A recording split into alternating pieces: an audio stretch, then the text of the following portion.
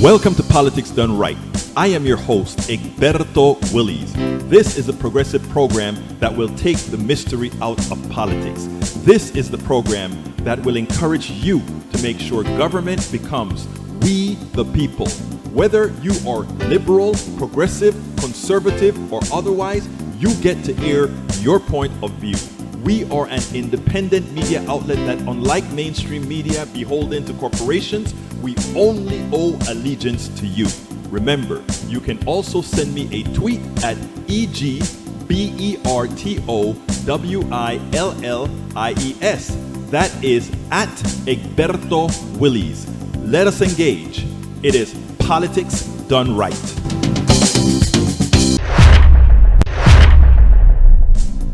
Hey, welcome to one special edition of Politics Done Right. How are you doing, my peeps? How are you doing, my peeps? We have a new president-elect, and what does that really mean? We have a new president-elect, and what does that really mean?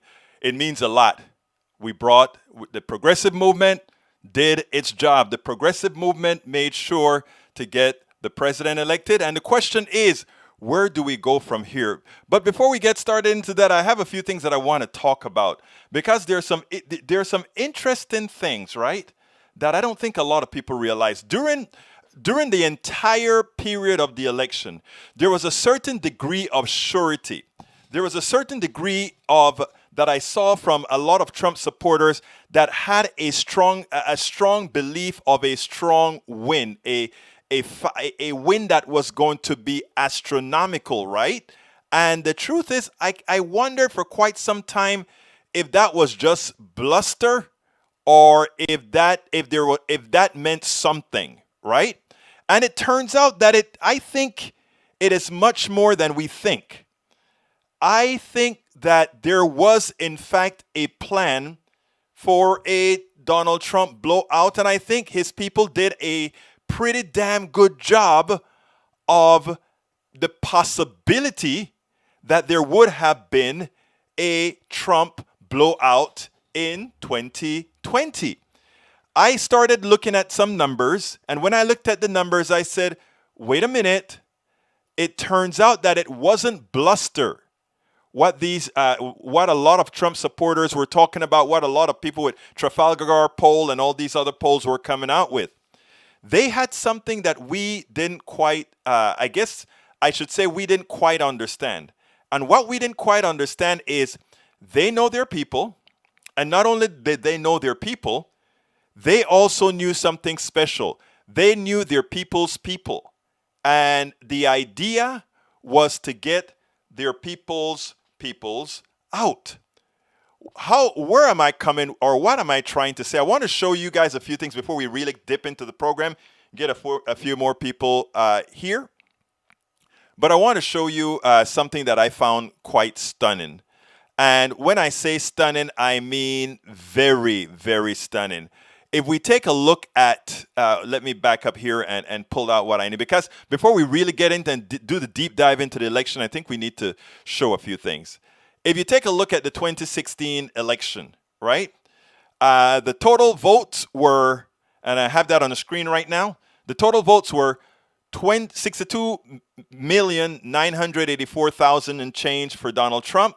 It was 65,853,000 and change for Hillary Clinton. In other words, Hillary Clinton beat Donald Trump by about 3,000 votes, but the vote total was, or rather the vote that she got was about 60, let's call it 66 million for the sake of argument, about 66 million people.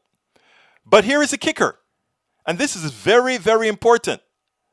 If you now take a look at where we are thus far in 2020, Donald Trump is pulling in 70 million people, almost 71 million people.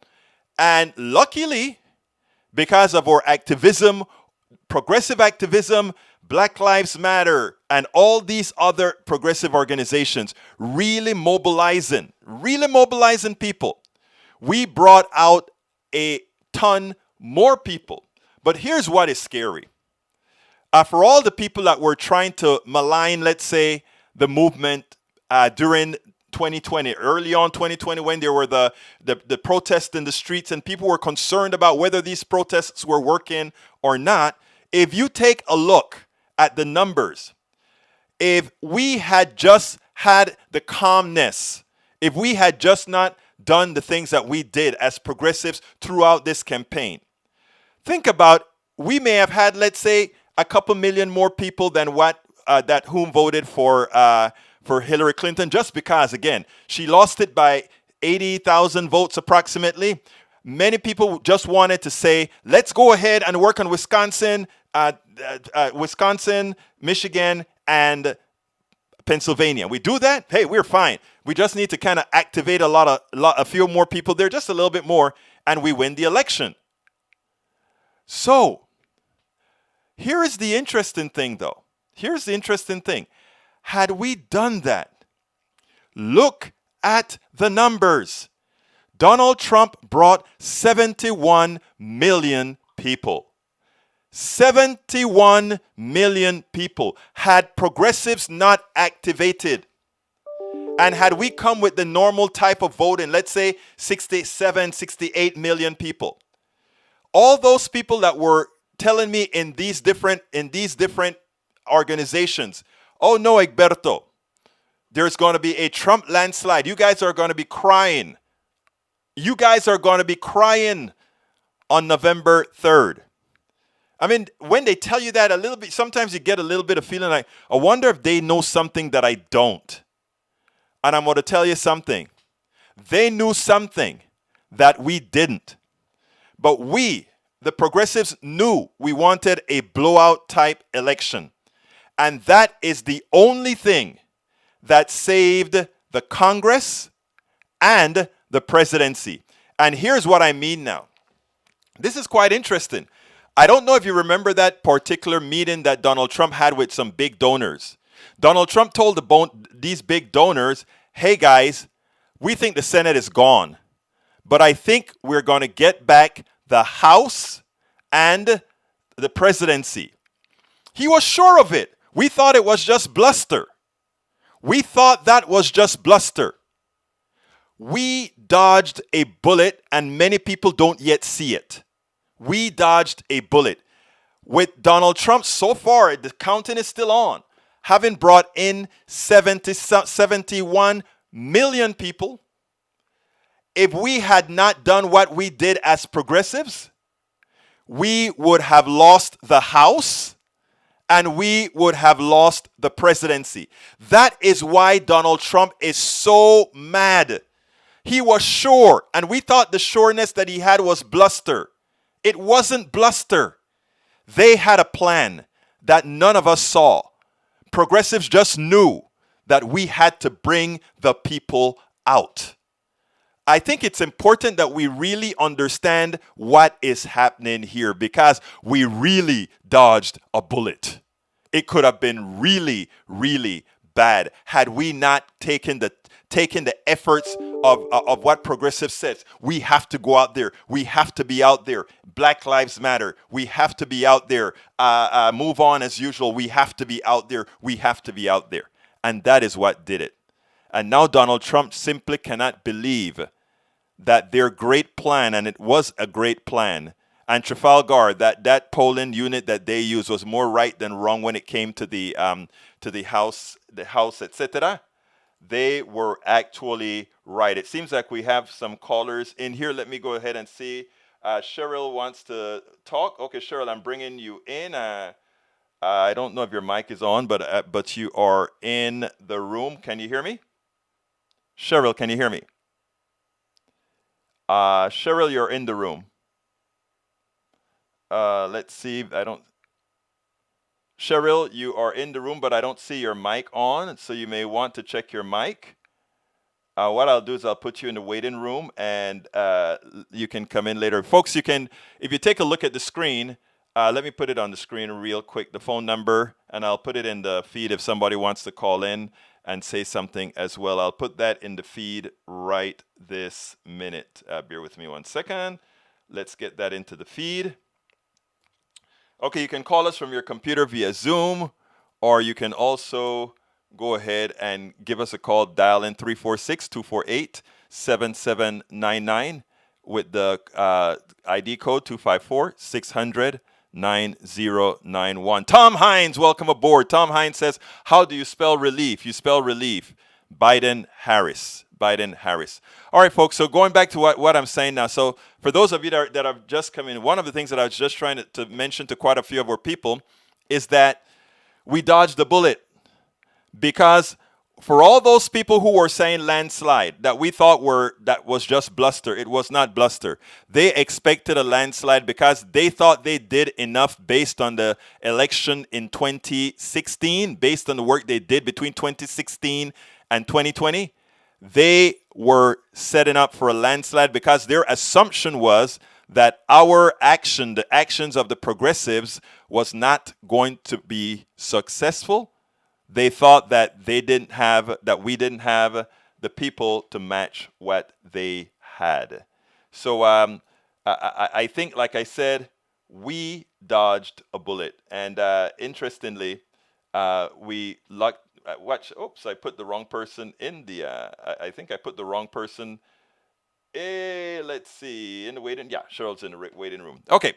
Anyway, folks, if you want to call in, you can either click the thing on the web, or you can go ahead and call us at 346-248-7799, or you can use the ID code 254-600-9091. Okay, I have some videos to show you here. Now, Donald Trump seems to not want to exit, doesn't want to leave the house. He thinks something needs to be done for him.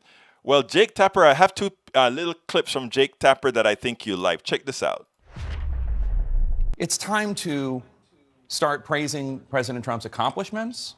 The Republican Party had a fantastic night, other than at the top of the ticket. They picked up seats in the House. As of right now, they've held on to the Senate. They've held on to all their legislatures, et cetera. President Trump has a number of accomplishments that Republicans can be proud of when it comes to Supreme Court justices, when it comes to tax cuts, when it comes to deregulation, when it comes to criminal justice reform. It is time for Republicans to start praising Caesar and preparing to bury him, both, because it is very clear what is going on. Yeah. It is not helpful, as you note, that there are Republicans competing for the MAGA voters who are ginning up and following Republicans, by the way, who know better. Yes. Like Senator Ted Cruz, Senator Lindsey Graham, House Minority Leader Kevin McCarthy, people who know better, who know that there is no evidence of fraud. That's exactly right. And it's time for them to come back to planet Earth. It looks as though the Trump era is its last throes. I mean, anything could happen, I suppose, but it certainly looks that way. And it's time for them to start doing what's best for not just the country, but also themselves. So I agree with you that the Trump era might be coming to a close now, but the Trump grip on the Republican Party is nowhere near over. And that is the calculation that those lawmakers have been making for a long time. Exactly right. In other words, Trump is going to be gone, but Trumpism is still here. Trumpism will be here for quite some time. But, you know, Jake Tapper later on kind of laid it on a little bit harder. He's like, Donald Trump, stop being a baby because we owe you nothing. Check out how Jake handled it when it was kind of brought up again as far as whether we really need a concession from Donald Trump, etc. But I think we should just recognize that there is a new standard that is being set by this president and endorsed by Republicans in Washington, and it should not be that way. Right. It has not been He's that not way. a 7-year-old kid who lost an ice skating competition, and we all need to understand that feelings have been hurt and, you know, that there's some maturation that we shouldn't expect. He is a 74-year-old president of the United States, and he lost re-election. And you know what? That's okay. That happens. It happened to George H.W. Bush. It happened to Jimmy Carter. It's happened to 8 other previous presidents. And he's the 11th to not be reelected. His emotional needs, frankly, are irrelevant. And I don't think that we should, I mean, I think we should note it because it's historical, but I don't think we need to bend over backwards and pretend that the country moving on and MAGA nation moving on depends upon what Joe Biden does. Like, Joe Biden is going to do what he can, and if a chunk of the leaders of the Republican Party want to drag the nation down with them, that's up to them. Yep. Exactly. If they want to drag down the nation, that is up to them.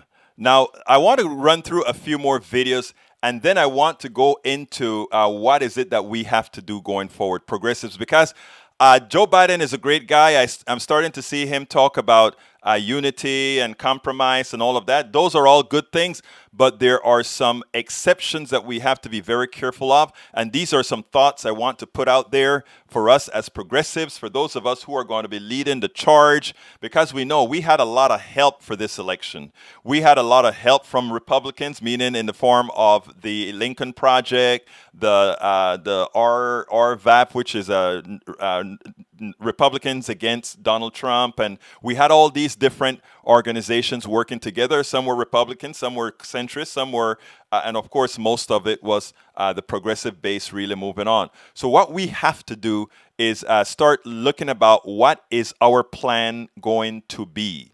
What is our plan going to be going forward as progressives to ensure that we don't fall right back into the status quo?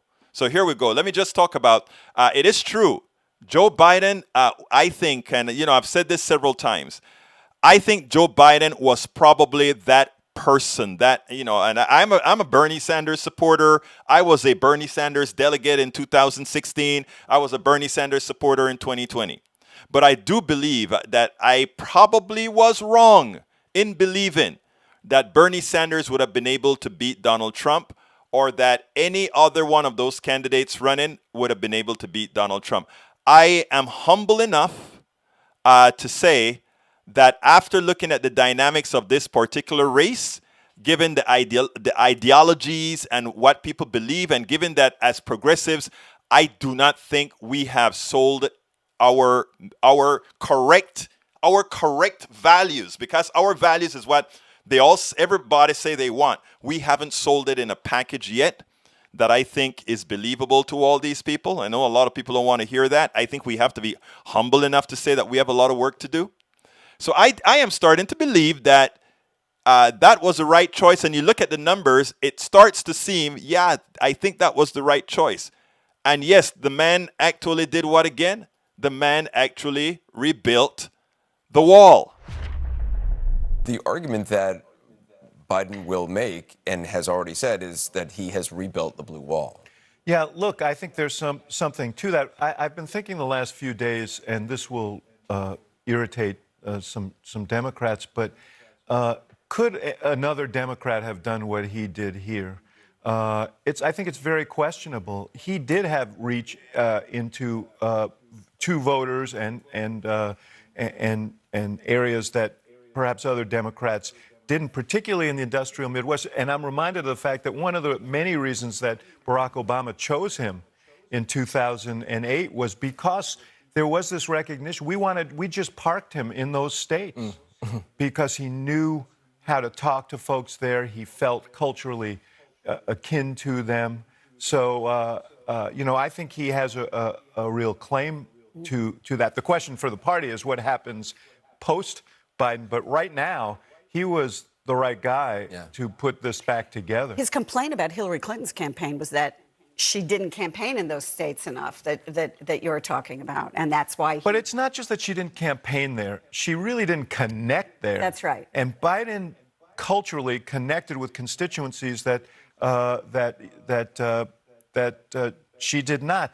He obviously got mamboed in these rural areas, but he did get 8% more than Hillary Clinton did among white non-college voters, and he ran up the score in suburban areas where his moderation was actually a plus with independent voters.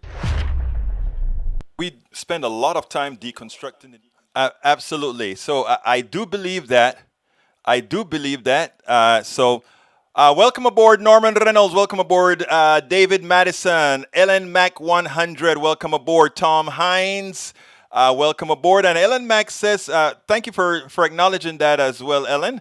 And David Madison said Bernie would have had to fight the DNC and Trump. Unfortunately, I think you are right. Okay, we have the caller from 602. 602, come on in. What would you like to say? Hey, Carrie, how you doing? I am doing fine. Please add to discussion. Talk to me.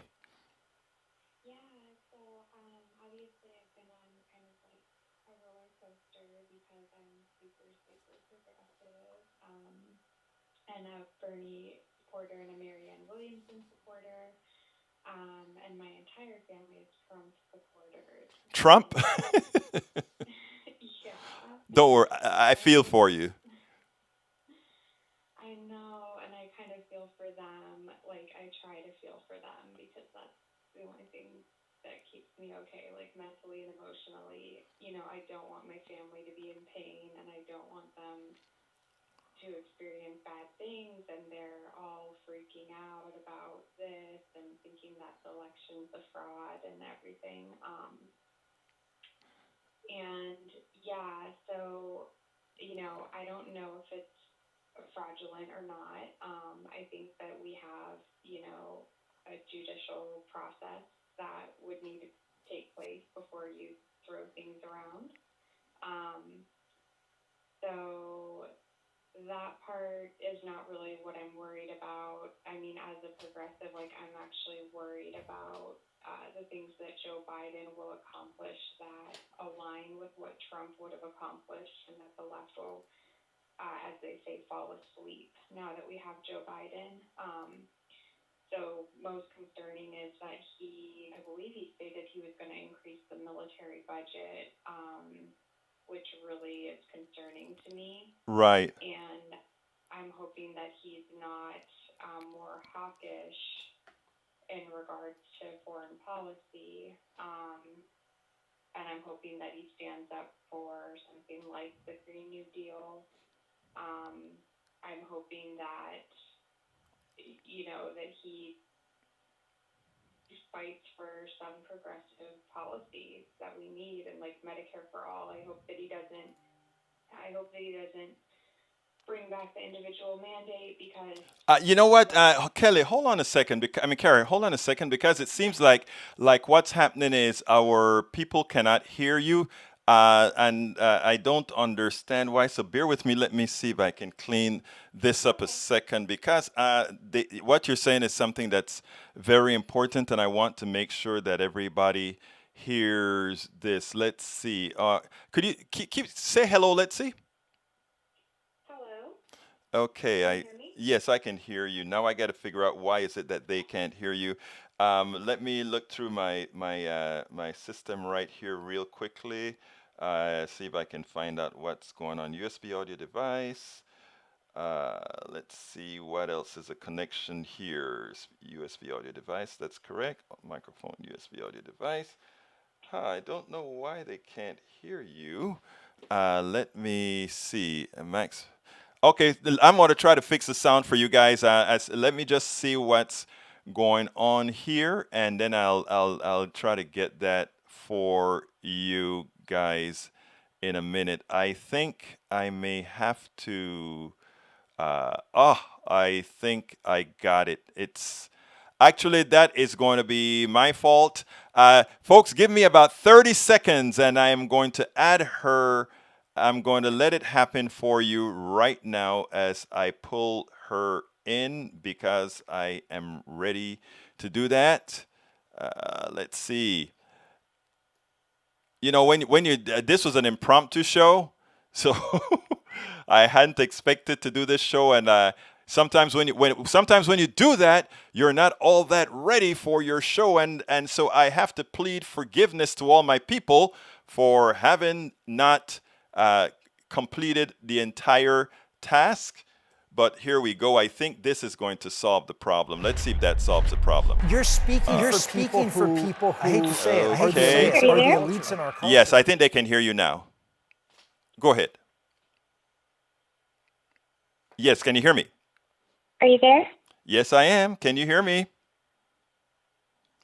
Okay. Like I said, every so often you get into these issues. I think people can hear me, but she cannot hear. Are you there? Yes, I'm here. I'm here. Can you hear me? Can you hear me? Oh, okay. All right. I am still having a little bit of problem. So hold on a second. Let me. I could recap, or should I just No, it's not you. what I said? Yeah, but hold on one second, because it's not you that's the problem. The problem is actually. I can't hear you, so. Yeah, the problem is actually me, not you. The problem is actually me. You can hear me now, right? I can hear you. Right. Okay. So hold 1 second. Let me fix this, and then I'll bring you in. I just need to get this fixed real quick. Folks, I'm so sorry about this. I'm very sorry about this, but when you're doing things in real time, every now and then you get into these issues, and so I need to make sure that, Okay. yeah. I can hear you because I'm watching the video on YouTube. Yeah. But I can't hear you on my phone. Right. I'm getting that set up right now. She can. I think they said talk again. Let's see. Talk.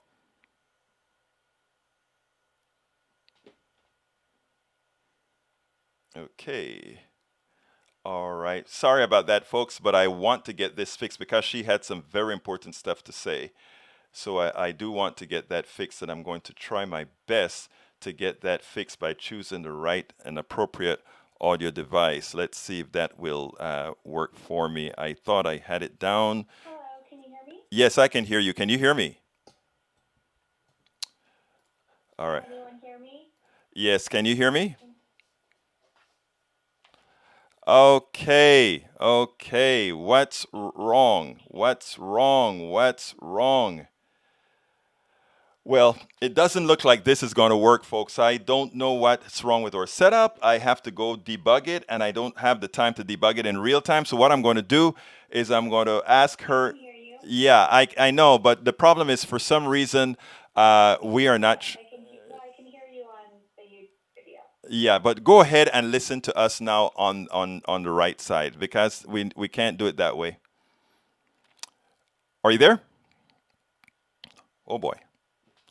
2 seconds, guys. 2 seconds. Can you hear me, ma'am? Can you hear me? Can you hear me? All right. What we're going to have to do is I'm going to have to drop her, and I hate that I have to drop her call, but what's going to happen here is as follows. We are unable to get that connection made. That is my fault. I do apologize for that. So what I'm going to ask you, Carrie, is to please chat. Yeah, I'm here. Yeah. Okay. Great. The problem is that they can't hear you. You have to listen to me through the audio, not through because there's a 10-second delay. There's a 10-second delay, so that's not going to work. So just chat with me. Please put it into the chat. Please put it into the chat.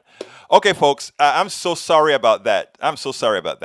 Anyhow, let's go ahead and continue. What I'm going to do right now is I'm going to go ahead and play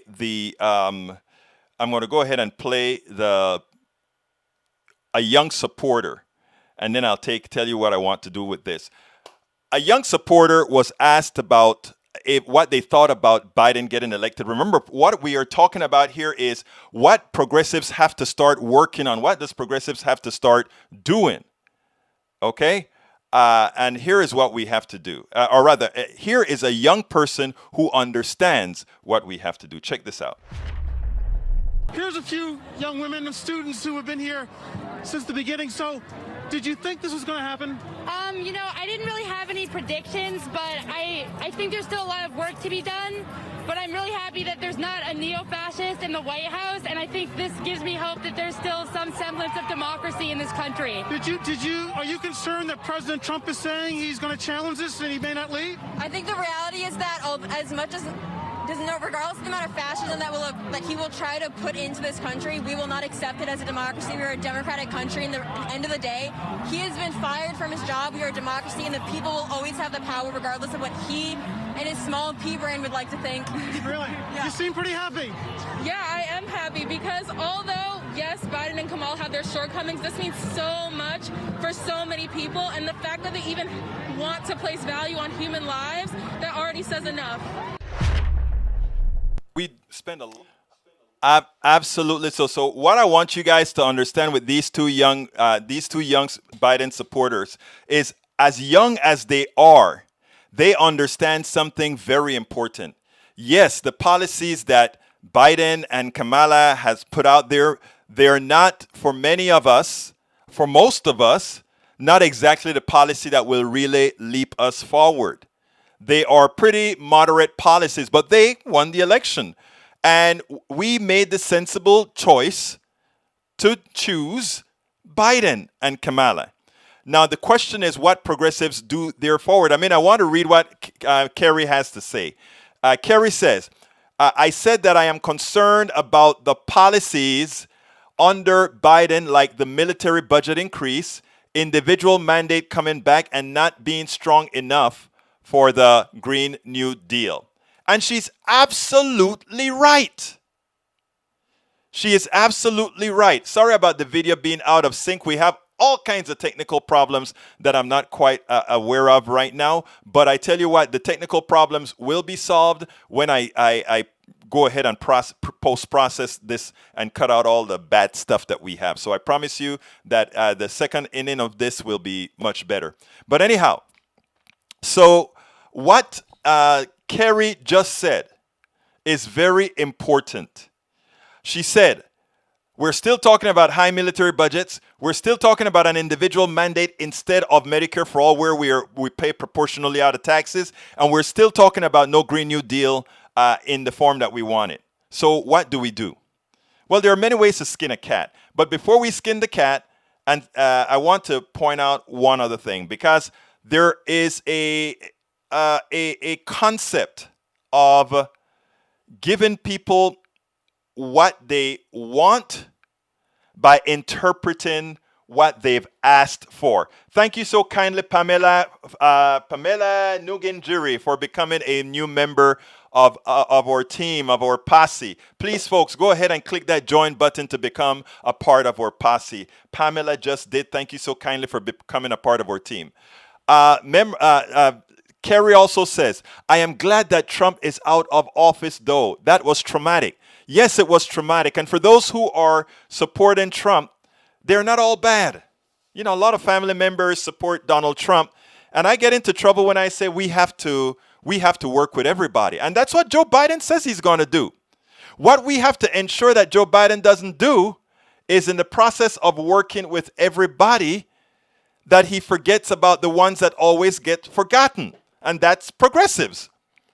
Let me give an example. We want Medicare for all, numero uno. We want the Green New Deal. We want reduced military budgets to be invested in things like education and otherwise. That is not immediately available in Biden's plan. Fine. Additionally, we have a lot of Republicans that worked with us as well to get Biden elected. How did they help? Well, they by them supporting Biden, they gave a lot of other Republicans the permission to not vote for Donald Trump, and some of them to support Joe Biden. So do they want their pound of flesh as well? Of course they do. Should they have some as well? Of course they should. Of course they should. But what has happened continuously in the past with the Affordable Care Act, the policies that progressives wanted, most of it went out the door. Let's remember that. The policies that progressives wanted, most of it went out the door. That is why I said it is time now that we start looking for the policies that we want. And how do we present the policies as we are planning to give that first big move at the when Biden comes out on the 20th. The first thing he said he's doing, he's appointing the people to handle the coronavirus. Fine, excellent, great. The second thing that they're going to do, let me make this clear. The second things they are going to do is they are going to create a new stimulus package. That is going to be a huge package because America is in distress.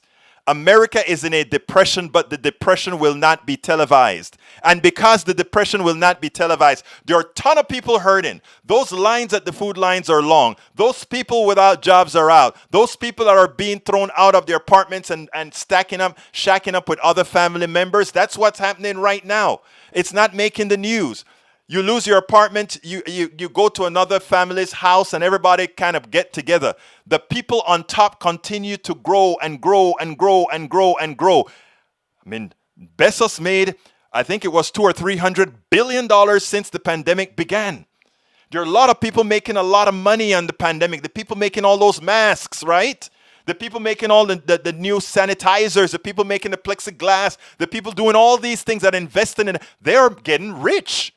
And a lot of people having to buy those are the people without cash to buy it, but they have to have it to protect their customers, to protect their families, to protect people. So there's a big skewing that's going on. That's why they said the economic is not going to be a V-shaped recovery. It's going to be a K-shape. Those people, the people who have price and power, they are the upper end of the K. And everybody else, the lower end of the K. And it turns out, if you notice when they did the exit polls out of the election and they said, are you better off now than you were 4 years ago? And 52% of the people said yes. And you know, the answer is there are, in fact, some people that are doing better.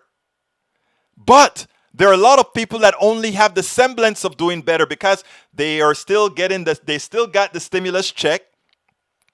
They're still getting that influx of cash that they got in the summer, right? Remember that? Your state gave you unemployment, but the federal government, on top of whatever, gave you $600 a week. That was an extra $2,400 or more per month. That gave the semblance of things are okay. The income in the country actually increased. Personal income in the country actually increased. Of course, the deficit went to crap, but income went out. Now, that is panned down. There's no money going to people. So if you were to ask that question next month, you'll see what people have to say because there's still over 10 million people out of work from the pandemic that haven't recovered their jobs and that won't recover their jobs. So we're going to have a huge stimulus coming in soon after January 20th. The question is, what will that stimulus consist of? If we don't start planning now, if we don't start using that stimulus as a canvas to the policies that were neglected, then we are going to be doing the same thing over again, where we come in at the end. And coming in at the end mean we are not rewarded. And guess who will get rewarded?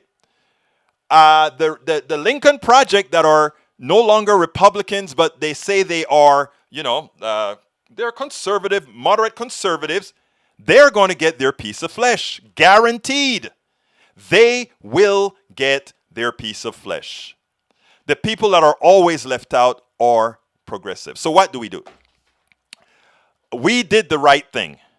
We stayed off the streets. We stopped the actions that scared a few people in order for Biden to win. We did a lot of these things. We made it. We laid the path for Joe Biden to win. How do we lay the path for progressives to get their piece of the pie? How do we lay the path for progressives to get their piece of the pie? We lay it down carefully. We lay it down immediately. And we start immediately tomorrow. We start with all our particular organizations starting to decide what is it that we want. He claims he doesn't want the Green New Deal, right? Fine. We don't have to call it the Green New Deal. What are the components of the Green New Deal? We componentize the Green New Deal, and we make sure that for the jobs that we put into the stimulus package, it just has the revitalizations of homes. It also makes sure that we go into communities of color and do the cleanups, and those are jobs created, because we know the Green New Deal creates a ton of jobs, a ton more jobs on the oil industry. We know that. But because of they don't want that to be known, they're not going to say that. So we won't call it the Green New Deal, we'll just start implementing component after component. So those are the components we put in there. Okay, we have Superfund areas all over New York. We have Superfund areas in Michigan. We have Superfund areas in all these places, these industrialized Pittsburgh, etc. And in these minority communities, we get the investment in there. It increased jobs, etc. We have to do that for two reasons. One, if we don't show progress in the first year so that the economic benefit is realized in that second year, we will lose everything in 2022, just like we did in 2010. So we have to start planning now. When it comes to, Kerry said it quite well. When she talks about military budget and reducing the military budget, well, guess what Brother Trump did? Brother Trump made a deal, right? Brother Trump started forcing all these other countries to invest a little bit more. Well, guess what? If these other countries are really investing a little bit more as he says they are, we can invest a little bit less. And we should. And where should that money go? Well, we know where. Education. We know there are a lot of college student debt. You know, you want to say we don't have the money for the college student debt. Okay, we can tell our Republican allies, hey, don't forget, those guys are paying more for their military, which means we shouldn't have to have that much in these other places. So let's kind of back off some and support our educational system. When it comes to healthcare, we fight. He doesn't support Medicare for all. We want Medicare for all. But there's a backdoor way to get to Medicare for all. And it's simple. It is how the public option is written. We need to make sure that they put no chains onto the public option, because I think he will get his public option. He will get the public option because the public option is going to be used by private sector to cover all the sick people the private sector doesn't want to cover. So what the private sector is going to do is create a system that says, let's look for all these healthy people, people that are currently fairly healthy, and bring them into our plan at a very reduced cost. And then we throw everybody else into the public option. And it's going to seem like the public option is very expensive because it has a whole bunch of sick people in there. When they're writing the bill for the public option, we need to make sure that the public option is written exactly like they force private sector insurance companies to write their bills. But guess what? That won't have the public option won't have to pay executives. The private option won't have to pay for advertising or anything. We cannot allow them to have a clause in there that says, because you don't have those costs, we have to have a 20% advantage. That's how they write Medicare Advantage, which is Medicare handled by the private sector. They pay more to the private sector than they pay for Medicare, standard Medicare. They pay and by the way, Medicare and Medicare for all are not the same thing. Let me just make sure. Medicare for all is the best of all worlds. Medicare is still, it's okay, but here's the deal. They currently, and this is important, very important, they currently pay more to the private sector for Medicare Advantage so that they can make a profit. So here's what it really is.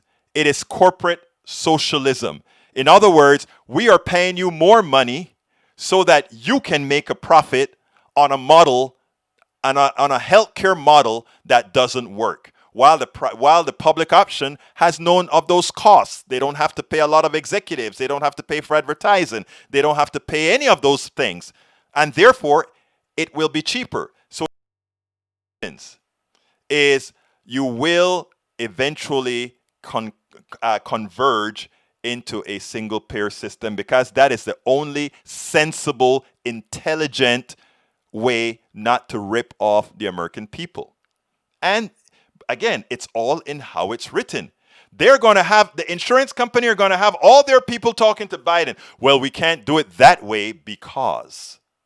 And we ought to be there talking not only to Biden, but to the American people, explaining to them what the private sector is trying to do and how the private sector is ripping them off. And we have to do it in a manner that is consistent and that's hard-hitting, and that all the different groups on the left, and one of the problems we have with groups on the left is we just don't stay together. We have to be of one mind. We have to be on one issue, and it will converge. It will converge into a single payer system, but we have to work together. And that is what we have to remember. We have to work together to do that. So when I talk about, okay, we've got the win. It's all great. Fireworks. Everybody's happy. Everybody love each other. Biden says he's going to compromise. Biden says he wants to work with Republicans. All that good stuff. That is great. But more than anything else, we have to be ready to go in there with our demands, because I can guarantee you, those people represented by the Lincoln Project, their demands are already in. Those people represented by and all these different values, they are already in. I'm going to talk about the Georgia runoffs in a second, my friend. I'm going to talk about the Georgia. That's very, very important. I'm glad you brought that up. But before I talk about the GA thing, I need to speak about one other issue. We can't get conned. One of the things that, actually, you know what? I better talk about the GA issue first. And it goes as follows.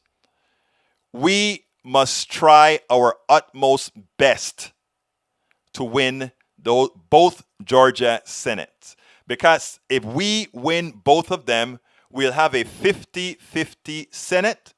If we have a 50-50 Senate, then we should be able, Kamala Harris become the tiebreaker, and we can change the rules of the Senate immediately. In other words, if we get the 50-50 Senate, it is imperative that the filibuster ends. We can't take nice words from McConnell, who says, well, don't destroy the Senate. Please don't get rid of the filibuster. We are going to negotiate in good faith. Ask Obama how well that played. Ask Obama how well not doing a recess appointment as well worked. We understand how McConnell worked. This isn't anything on our Republican and brothers and sisters. This is all on how they work. What we have to do, folks, is immediately, first of all, we have to direct. We have to be multi-directional right now. Policy-wise, we have to start building the pieces that we need to put into that big stimulus package that's going to be going out. But the second item that we have to work on is all of us eyes on Georgia. We have to go in there and get Ossoff and Warnock elected immediately.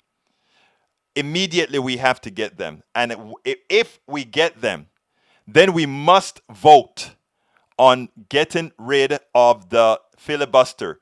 And if any Democrat then does not support getting rid of the filibuster, the next election, progressives will get them out. Period. Period. No questions asked. This is not we're no longer asking questions on these particular issues. No more questions. It's about getting policies done for the American people. Now, when it comes to packing the Supreme Court, we don't need to talk about packing the Supreme Court. The Supreme Court was packed. The Supreme Court was packed with a lot of unqualified judges, period. So we need to unpack the courts. And unpacking the courts mean increasing the total size to dilute what they've done. So I mean, if you have if you put too much sugar in a glass of water or in a glass of juice, if you put too much sugar in that juice, you can't easily remove that sugar. And you can't drink it because it is too sweet. What you can do is add some more juice. And that reduces the level of sugar. So if we want to reduce the level of evil, you increase the number of judges to unpack the court. And at this point, terminology is important. The people who packed the courts was McConnell and his cabal. The people who want to unpack the courts are those we're trying to put into power. It is important that we understand the distinction. So that is where we're at now. As far as I'm saying, title of the program today was, what do we do now? So if I were to itemize the things that we need to do going forward, is one, we have to be ready with policy. We have to be ready now. We have to use whatever transport's given us, whatever string they give us to hold on to move things forward. We have to be ready with that. So we are the first big piece of legislation that's going to go out there is going to be that stimulus package. And we need to make sure that we are very well represented in that stimulus package, numero uno. So that is what we should be working on right now. Right now. But we also should all have focus on Georgia. With the black vote, the Latino vote, and the progressive white vote in Georgia, we have a distinct majority if they show up. They showed up, but we still left a lot on the table in Georgia. Trump's people showed up. I showed you in the numbers earlier in the beginning of the show. Trump would have had a landslide if progressives didn't get the people out. I want you guys to understand that. Trump has about 71 million people out. Last time he had 62 million. That increase of 9 million people voted for Trump now. About 8 million people now. 8 million more people voted against your interests. 8 million more people than voted for Trump initially came out to the polls. That would have given Trump a landslide had we not done our job. Do you see the bullet we dodged? Trafalgar, the polling company, knew what they were doing behind the scenes. They knew who their people were, and they knew who their people's people who didn't vote were. They were granular. We got lucky. Stacey Abrams and many others, they did the job. But if you take a look at the Biden, what Biden left on the table, Latinos in Florida, left on the table. Latinos in Georgia, left on the table. Latinos in South Texas, left on the table. I spoke to, I brought Professor, I'll talk to you about that, the leverage in a second. But I brought Professor, I can never remember his name. I'm going to look it up right now. This is a professor from the University of South Carolina, USC, University of California. Let me get his name, because it's important that you listen to that show that we did here to understand that we bit the bullet. We almost, Trump and those guys maximized their performance. It's Manuel Pastor. That's the guy who came and told us about, hey, you're not doing the right thing with Latinos. And it showed in South Texas. Otherwise, we win Texas. It showed in Florida. We lost Florida. Trump had his numbers game going. Trump almost did it because of you guys laugh at Q, misinformation, and targeted Latino messages, targeted black men messages. All these things he did to increase his position from 62 million to 71 million plus. I don't know if you guys understand what that is. That's huge. We did it. Progressives brought the people out. But I'm telling you, that when I went and looked at those numbers, that scared the bejesus out of me, because had we not had those protests when we activated the people that we activated, had we not gotten into it, had Stacey Abrams and others not done the job that they did, all my friends on the right that were looking at me and telling me, Egberto, prepare yourself for the landslide, they knew what they were talking about. They knew what they were talking about. I did a piece on Chuck Rocha as well. Chuck Rocha, I did a piece on him. I saw when he said that on one of the newscasts, and I cut it and I did a piece on it a couple of days ago. Chuck Rocha was absolutely right. So what I'm saying, folks, is we have a lot of work to do. First, we got to consolidate the base. When I say consolidate the base, is we have to atone to the base for, in a lot of times, not being there at the right time. You know, right now, Biden went all black, man. Biden went in and he really galvanized black women. But in the process, he didn't look at what was distinct for black men or what was distinct for the different groups of Latinos. And that could have hurt us. Progressives did a great job. They brought it in. They brought it in. They brought it in. Okay, now we're coming to the end of the program. Let's see if there anything that I missed. Any question that anybody wants answered? Anything anybody wants answered real quick before I close this baby down? Real quick before I close it down. Do remember, folks, you can go ahead and go click on join to become a member of our YouTube posse. We would love to have you. And you can also consider getting my book, How to Talk to Your Right It's Worth It, How to Talk to Your Right-Wing Relatives, Friends, and Neighbors. I'm going to put the link in there right now. The link is right here. Please go ahead and consider getting that book, How to Talk to Your Right-Wing Relatives, Friends, and Neighbors. You can get it at Amazon, or you can also visit our store. If you're not, let me see, if you want to join our YouTube posse, but you're on Periscope or one of those other devices, that's the link right there to join us on YouTube. That's the link to join us on YouTube. If you want to get the book from our store, if you get the book from our store, we will sign it for you, and I'll autograph it for you, send it out with a bumper sticker, all that good stuff. I just, yeah, Nanette, I need to move to Florida. I mean, not to Florida, to Georgia. Anyway, folks, and let me put the YouTube link in there again. That if you want to join us on YouTube, please click on that link that I just put there. It didn't get over to Facebook. Let's see if it'll get over this time. Yeah, it got over that time. And my book, the link for my book didn't get over on Facebook either. What's going on here with this thing? Sometimes it goes, sometimes it doesn't. Here is the link to the book. Let's see, right there. There's a link to the book. Let's see if it'll go over now.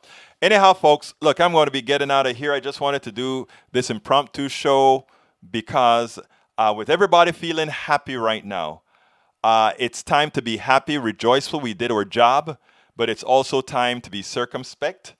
We have to be ready to keep up the fight, and we have to be ready for progressives to do what progressives need to do. Let me give my last shout out to everybody. People-powered live streams, welcome aboard. What's progressives? Let's see. You had one question. What's progressives' leverage to influence a Biden admin 2020 midterms? You're right. Georgia first. Trump also broke an electoral record. Yes, he did. Yes, he did. So we got to keep the pressure on, guys. Nanette Bird-Smith, welcome aboard. Who am I missing here? Ivory Cool Slot, welcome aboard. And I'll fix the audio by tomorrow. I don't know what happened. It was working for me fine. I must have screwed up something. Anyhow, let's see what else is here. New messages. Paul Mack, welcome aboard. He has not yet been in Garden yet. So shut up. Oh, you want me to shut up? Why would you want me to shut up again? Please, Paul Mack. Please tell me why planning. Why should I shut up as opposed to planning, Paul? Please tell me why. I want to know why. I am saying he's getting inaugurated, but a lot of stuff gets done pre-planning because he's going to go there running. So, Paul, I was leaving, but I want to enter. I want to actually talk to you if you are listening. Are you still here, Paul? Because what you just said, a lot of people are probably going to be thinking as well, hey, he's not inaugurated yet. Why start doing what you're doing? And I'm trying to tell people why. because the planning doesn't start on January 20th. The planning starts now. The people who want Joe Biden's ear, they're on it now. Progressives can't wait till they have all kinds of plans done and then get on board. We have to be planning as well now. So please take that back, my friend. Please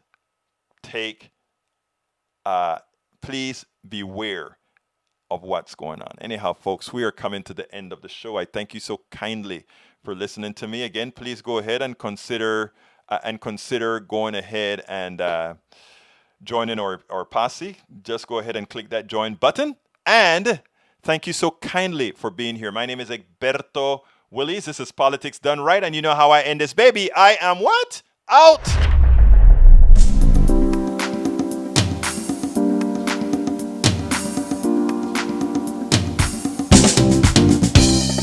Welcome to Politics Done Right.